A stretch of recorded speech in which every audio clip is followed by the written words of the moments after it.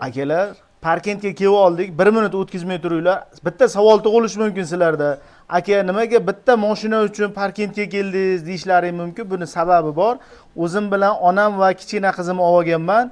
Shularda bitga kelishimizdan maqsad 100 yoshdan o'tgan buvijonimiz bor ekanlar. Shu insonni duolarini olish uchun keldik.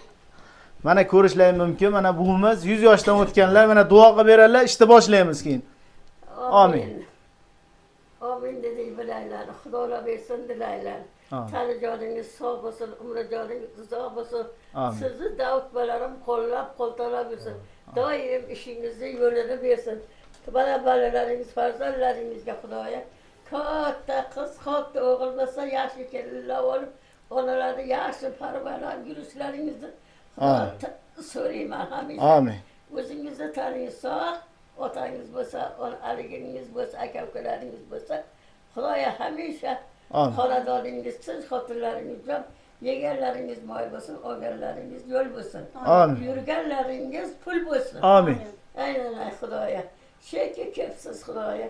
Shu niyatlagan niyatlaringizni Xudo o'zi Parvardigor kelgan Xudo ummatini bersin Xudoya. Yo'lingizni bersin. Amin. Yaxshi chetlardan o'ynab kulib ketishinglarni nasib aylasin. Allohu akbar. Akalar, mana ko'rdilaring, nimaga kelganimizni. Xudo xolasa mana shunday ulug' insonlarning duolarini olib ishni boshladik.